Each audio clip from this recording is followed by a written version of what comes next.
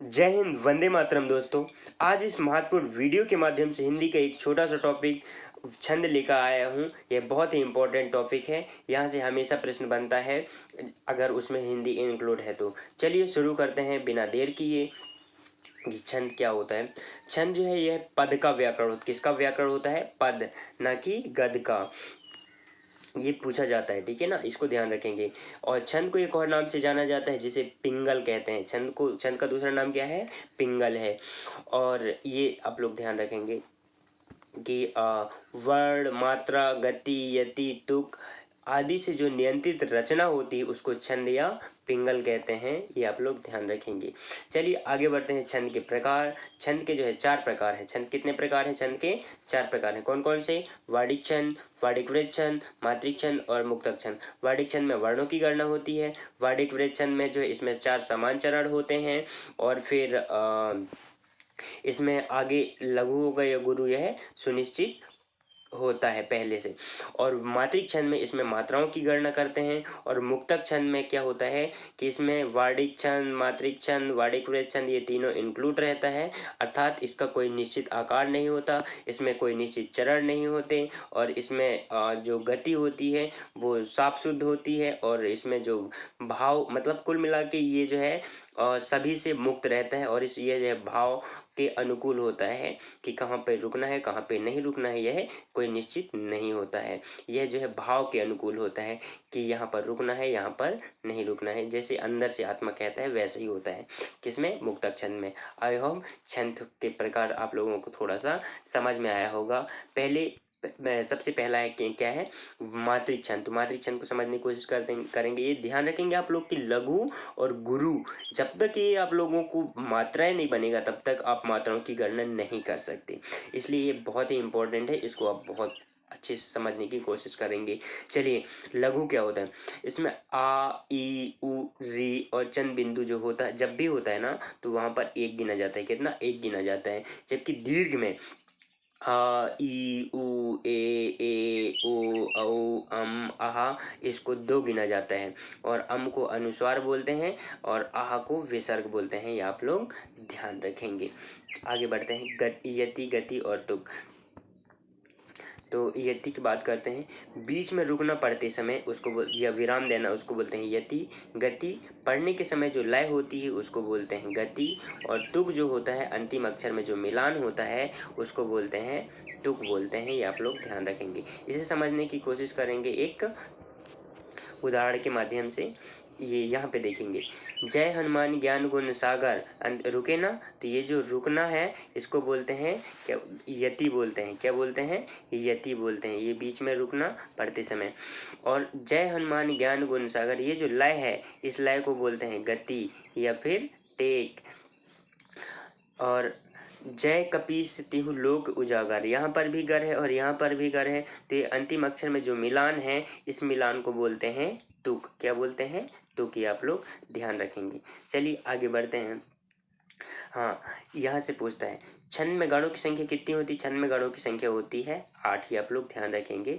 यगड़, मगड़, तगड़, रगड़, जगड़, भगड़, नगड़, सगड़ ये नहीं पूछा जाता है, केवल गणों की संख्या पूछी जाती है। ये आप लोग ध्यान रखेंगे। आगे है चौपाई। चौपाई की बात करते हैं, यह मात्रिक समछंद है। और फिर समछंद की बात करते हैं तो समछंद क्या होता है? समछंद जिन छंदों की सभी चरण क्या होते हैं? समान होते हैं। सभी चरण क्या होते हैं? समान होते हैं, उसको समछंद बोलते हैं। ओके, इसमें जो है 4 चरण होते हैं और प्रत्येक चरण में जो मात्राएं होती हैं वो 16-16 होती हैं। उदाहरण के माध्यम से समझने की कोशिश करेंगे। यहाँ पे मंगल भवन अमंगलहारी। अब इसको मात्रा को गिनती कैसे देखो? माँ का 1 हो गया, चंद बिंदु का 1 हो गया, ग का 1 हो गया, ला का 1 हो गया, भा का 1 हो गया, वा का 1 हो गया, ना का 1 हो गया। उसी प्रकार यहाँ पे आ का 1, माँ का 1, चंद बिंदु का 1, ग का 1, ला का 1, हा हा आ की मात्रा है इसलिए यहाँ पे 2 और री यहाँ भी 2। अब इसको गिनते हैं कितना हुआ? 1 2 3 4 5 6 7 8 9 10 11 12 और 2 14 और 2 16। तो कितने हुए टोटल? 16। उसी प्रकार नीचे देखते हैं, दा एक, वा एक, हु एक, सु एक, दा एक, सा एक, रा एक, था एक, आ एक, जी एक, रा एक, बी एक, हा दो, री दो। कितना हुआ? 1 2 3 4 5 6 7 8 9 10 11 12 13 14 15 16। तो ये दा और रा है, यहाँ पे 2 है, तो ये ध्यान रखेंगे 2 है एक साथ है। तो टोटल कितने हुए? यहाँ पर भी 16, अर्थात 16 जब मात्राएं होती हैं तो ये क्या होता है? चौपाई होता है। आप लोग ध्यान रखेंगे। इसमें 4 चरण कितने होते हैं? 4 चरण होते हैं। चलिए आगे बढ़ते हैं। आई होप कि आप जो है मात्राओं को आप गिन सकेंगे। दोहा की बात करते हैं। यह मात्रिक अर्धसम छंद है। अर्धसम छंद क्या होता है? कि जिसमें कुछ समान चरण समान हो और कुछ उनमें से भिन्न हो या फिर अलग हो, उसको बोलते हैं अर्धसम छंद। ओके, आई होप अर्धसम छंद समझ में आया होगा। मात्रा इसमें जो प्रथम और तृतीय 13-13 होता है, और जबकि द्वितीय और चतुर्थ जो है 11-11 होता है। अब प्रथम और तृतीय क्या होता है थोड़ा समझ। प्रथम ये यहाँ से यहाँ तक ये हो गया प्रथम, और ये यहाँ से यहाँ तक ये हो गया तृतीय। प्रथम और तृतीय कितना हुआ? 13-13 होना चाहिए। और दूसरा और चतुर्थ, ये दूसरा और ये चतुर्थ कितना होना चाहिए? 11-11 होना चाहिए। किसकी है ये विशेषता? है ये दोहा की। किसकी है? दोहा की। ठीक है, अब इसको उदाहरण के माध्यम से समझने की कोशिश करेंगे। रहीमन पानी राखिए, बिन पानी सब सून, पानी गए न उबरे मोती मानस चून। तो रा का एक, ही का एक, माँ का एक, ना का एक, पा का 2, नी का 2, रा का 2, और की का 1, और ए का 1। कितना हुआ? 1 2 3 4 5 6 7 8 9 10 और 11 12 और ये 1 13। कितना हुआ टोटल? 13 मात्रा फर्स्ट में। और दूसरा में देखते हैं। बा का 1, ना का 1, और पा की 2, नी का 2, और सा का 1, और बा का 1, और सु का 2, ना का 1। कितना हुआ? 1 2 2 4 2 6 7 8 और 2 10 और 1 11। कितने हैं टोटल? 11। तो पहला और तीसरा 13 और दूसरा और चौथा 11 होना चाहिए। तो क्या है? ये दोहा की विशेषता है। दोहा में 2 ही पंक्ति होती है, आप लोग ध्यान रखेंगे। ठीक है, चलिए आगे बढ़ते हैं। सोठा की बात करते हैं। तो दोहा और सोठा ये एक दूसरे के जो है विपरीत होते हैं या उल्टा होता है। जैसे प्रथम और तृतीय वहाँ पे क्या था? 13-13 था, और यहाँ पर प्रथम और तृतीय जो है 11-11 है। और द्वितीय और चतुर्थ वहाँ पे क्या था? 11-11 था, और यहाँ पर क्या है? 13-13 है। ठीक है, तो 11-11 उसमें 13-11 13-13 11-11, और यहाँ पर 11-11 13-13। ये आप लोग ध्यान रखेंगे। ठीक है, चलिए आगे बढ़ते हैं। उदाहरण ये है। जो सुमिरत सिद्धि होई, गण नायक करिवर बदन, करहु अनुग्रह सोई बुद्धि राशि शुभ गुण सदन। तो इसको आप काउंट करेंगे तो आपको 11-11 और 13-13 मिलेगा। मतलब पहला और तीसरा 11-11 और दूसरा और चौथा 13-13। ठीक है, ये यहाँ पे लिख दिया नोट्स के रूप में मैंने कि दोहा और दोहा सोठा का उल्टा या अपोजिट होता है। ओके, चलिए आगे बढ़ते हैं। रोला की बात करते हैं। तो रोला ये मात्रिक समछंद है। क्या है ये? मात्रिक समछंद है। इसमें 24 मात्राएं प्रत्येक चरण में। नोट 11 और 13 पर यति होती है, अर्थात विराम होती है। ये आप लोग ध्यान रखेंगे। उदाहरण ये, जो जगह हित पर प्राण निछावर है कर पाता, जिसका तन है किसी लोक हित में लग जाता। ये आप लोग इसको आप काउंट कर लीजिए। इसमें भी आपको 11 या 13 पर यति मिलेगा, और इसमें प्रत्येक चरण में मात्राएं जो है आपको कितने मिलेंगे? 24 मिलेंगे। ये आप लोग ध्यान रखेंगे। आगे बढ़ते हैं। हरि गीत का।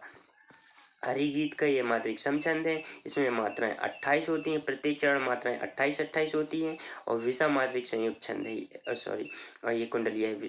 तो ये आप लोग ध्यान रखेंगे कि हरि गीत का में 28 मात्राएं होती हैं, और प्रत्येक चरण में 28 मात्राएं होती हैं। किसमें? हरि गीत का में।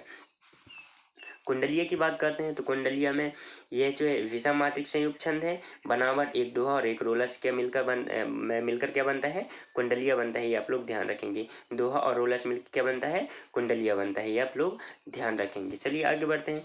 कुंडलीय की विशेषता क्या है, कुंडलीय जो जिस शब्द से प्रारंभ होती है उसी पर जो है ये समाप्त हो जाती है। अर्थात आ से समाप्त हुआ और आ से ही खत्म हो गया, मतलब समाप्त हो गया। आ से प्रारंभ और आ से समाप्त, तो ये कुंडलीय की विशेषता है। ठीक है। छप्पई की बात करते हैं तो छप्पई विषम मात्रिक छंद है। इसमें बनावट जो है एक रोला और एक उल्लाला से मिलकर क्या बनता है, छप्पई बनता है। ये आप लोग ध्यान रखेंगे। इसमें मात्राएं जो होती है उल्लाला में 15 और 13, तो 15 जो है विषम और 13 जो है सम मात्राएं होती हैं। ओके, चलिए आगे बढ़ते हैं।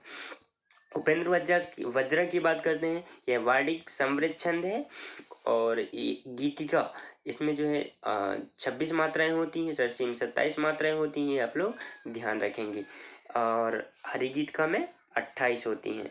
गीत का 26, सरसी 27, हरिगीत का 28। ओके, ये पे लिखा भी है कि सरसी में 27, सार हरिगीत का में 28, वीर या आल्हा में 31 मात्राएं होती हैं। बरवे में होती हैं 12 और 7। 12 जो है विषम, जबकि सम जो है 7। ओके, बरवे में कितने मात्राएं होती हैं, 12 7, अर्थात 12 विषम और 7 सम होते हैं। ये ध्यान रखेंगे। आगे बढ़ते हैं। घनाक्षरी, घनाक्षरी की बात करते हैं। इसमें जो 31 वर्ड होते हैं। रूप घनाक्षरी में 32 वर्ड होते हैं, जबकि देव घनाक्षरी में 33 वर्ड होते हैं। ये आप लोग ध्यान रखेंगे। प्रतियोगी परीक्षाओं में पूछा गया है और ये इन सब से प्रश्न बनते हैं। इसीलिए मैंने आप लोगों के सामने ये रखा। चलिए कुछ प्रश्न किस तरह से आते हैं छंद की, ये जानने की कोशिश करेंगे। तो पहला क्या है, प्रवाह लाने के लिए छंद की पंक्ति में ठहरना क्या कहलाता है। अभी मैंने थोड़ी देर पहले बताया, यति, गति, तुक या लय, इनमें से क्या होगा, यति होगा, गति होगा, तुक होगा, लय होगा। तो प्रवाह लाने के लिए जो पंक्ति पढ़ते हैं उसमें बीच में जो रुकते हैं हम, तो उस रुकना या ठहराव को क्या क्या बोलते हैं, बताइए। चलिए क्या है इसका आंसर, तो उसको बोलते हैं, क्या बोलते हैं, यति बोलते हैं। क्या बोलते हैं, यति। इसका आंसर क्या हुआ, बी हुआ। चलिए आगे बढ़ते हैं। दूसरा क्वेश्चन, धाय धाम काम सब त्याग में कौन सा छंद है, बताइए कि कौन सा छंद है। धाय धाम काम सब त्याग में कौन सा छंद है, बताइए इसका आंसर।